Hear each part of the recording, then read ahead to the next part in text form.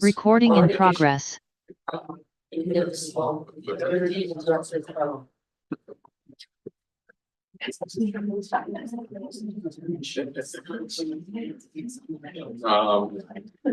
of the board. Jeff Michael is on Zoom this evening. And who do we got? Paula Siverly, Marie Tui, Marjan Salvador, Randy Carmody. Aaron Bear. Krishna Erie. Jeff Michael. Budget hearing. Do we have Tim say anything about the budget, or do we just ask for comments? So we are in that part of the process. So we had the budget committee. So let's just backtrack just a little bit. We'll do this again when we finally got. So we had the workshop, which that was posted. We posted to the community before we had the budget meeting. We had the budget meeting. Budget committee has approved the budget to date. And so now, as we move in the next steps, is to have a budget hearing. We published our summary that's required by the state, in the format required by the state, to the public of the approved budget now. And that's been out there. We've received no input from that solicitation. And then obviously tonight is an opportunity, if there's anybody else, which you can ask, done saying my piece.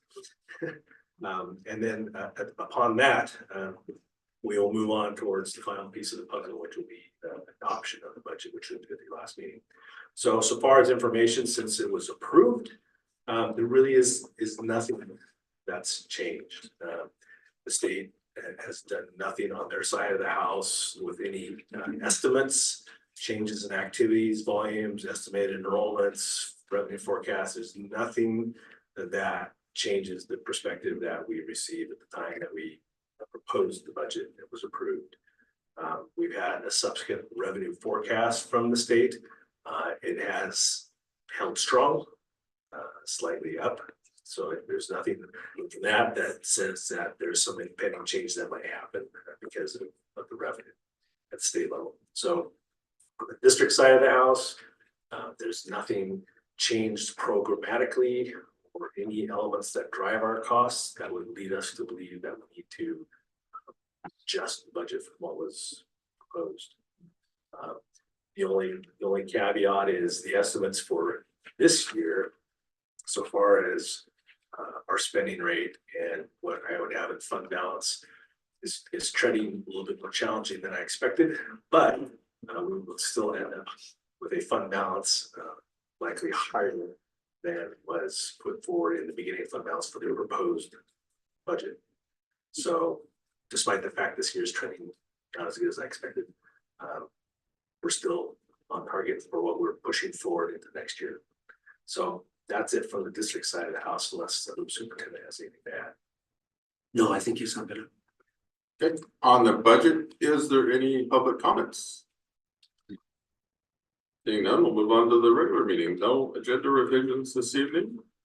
Approval of the board minutes from April 30th. I so move we approve the board minutes. Second. Been moved and seconded. Any additions or corrections? All those in favor say aye. Aye. Aye. Opposed? Motion carries. Approval of the board minutes from May 13th. Second. Been moved and seconded. Any additions or corrections? All those in favor say aye. Aye. Opposed? Aye. Motion carries. Student representative, I heard we have a fill-in for the student, Andrea. Hi, I'm Andrea Miller and I'm the activities director and assistant principal. This is actually my 20 years of education, my first time speaking at a board member or a board meeting. The kids were busy and they have a busy week, so I just thought I'd come up here and share. We had our decades assembly at the end of last month. It was we had all 4 grade levels participate. Our goal next year is to have a board member team. So if you guys want to come out and dance, you would love it. We had our evening of excellence at the end of last month as well. We packed the auditorium, honoring all of our like our students of the month or student of the year. as well as scholar awards. We had our senior awards last week, so we honored about 40 seniors who received scholarships. Friday, we had our senior checkout. Garth put together a great video. It went really smoothly. We checked out over 300 students throughout the day, but in the last 2 hours, we got through everybody, about 200 students. Today, we celebrated Paul Felsner. He's retiring from our science department. And then on Wednesday, we have our rehearsal and senior luncheon, and then Thursday is graduation. So that kind of sums up our year. It's been an exciting and very busy last couple of weeks. Thank you very much. I didn't receive any yellow cards today, so I'm assuming nobody wishes to speak for the public. So moving on to certified staff.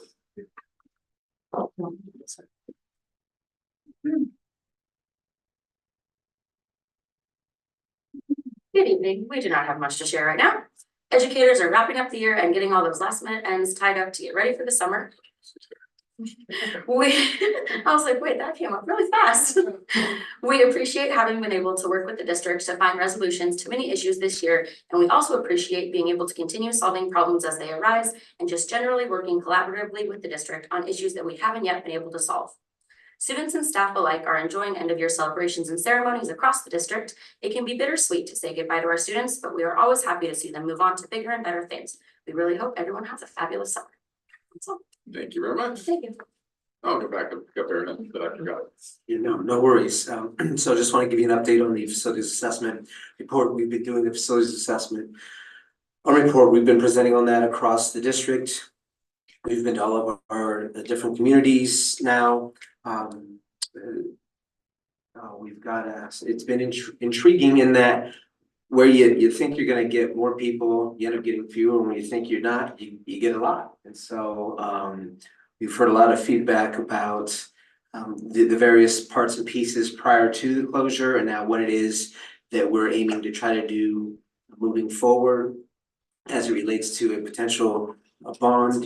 Prior to the closure, it really was about student population. We had demographers do some work, and our student population was expected to soar up near 5,200, and now the demographics just have shifted. We know that enrollment is down across the country. It's down in particular in our state, some 30,000+. However, the condition of our facilities doesn't improve just because enrollment is down.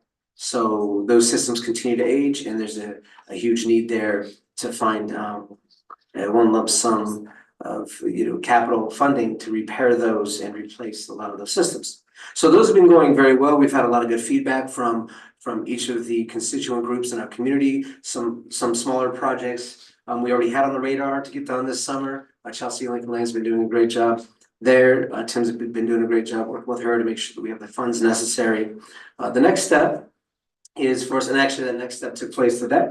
We met with the architects today. We continue to narrow down the focus of a bond, doing some value engineering before you actually have any engineering done. And so originally the total remodel scope was upwards of $354 million. That's down significantly now as of our meeting today. That was a 3-hour meeting, 3.5-hour meeting. So these meetings get longer the further along you get in the process. Next steps, the architects will go back. They'll take under advisement everything that we shared with them today, the thoughts that we had about advancing our facilities today, some strategy that we worked through today, and they'll come back to us, I think, sometime at the end of June. Then we'll have a meeting on the facilities assessment with hopefully as many local business partners as we sent emails out to. That'll be able to get back to us. We'll do that work. That'll all be in the run up to a community survey that we'll try to push out mid-July. Based on the results of that community survey, we get 55+% folks saying this is a palatable project they'd be willing to at this time say yes to. We'll continue down that path. If they don't, we'll recalibrate and decide if we can create a program that folks can look at on paper and say, yeah, that's more palatable. And then we may do a second survey. This is all intended to run up to a potential bond vote in May of 2025. So we're excited. We've been down this path prior to the closure again, so there's a lot of groundwork that was done. We're not throwing that out. We're just working from where we were before. Academic adequacy, square footage needs and the like, programmatic needs.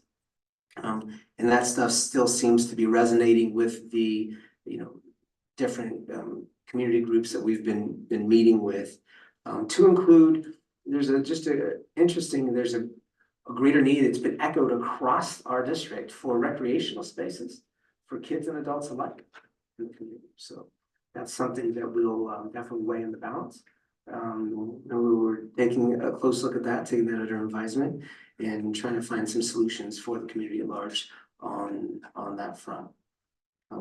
Questions about facilities assessment, the report, where we're headed, timing, etc. No? All right. And then this is a big graduation year for myself. These students were kindergartners when I started in this position, and so this is the first kind of complete class of students that will be graduating. So I'm very excited to see that, and hopefully our team, they feel like we've done the job for these students and their families for the last 13 years. I do expect that this will be the highest graduation rate that our district has ever seen. Not unlike the year previous and then the year previous to that. However, we continue that upward trajectory.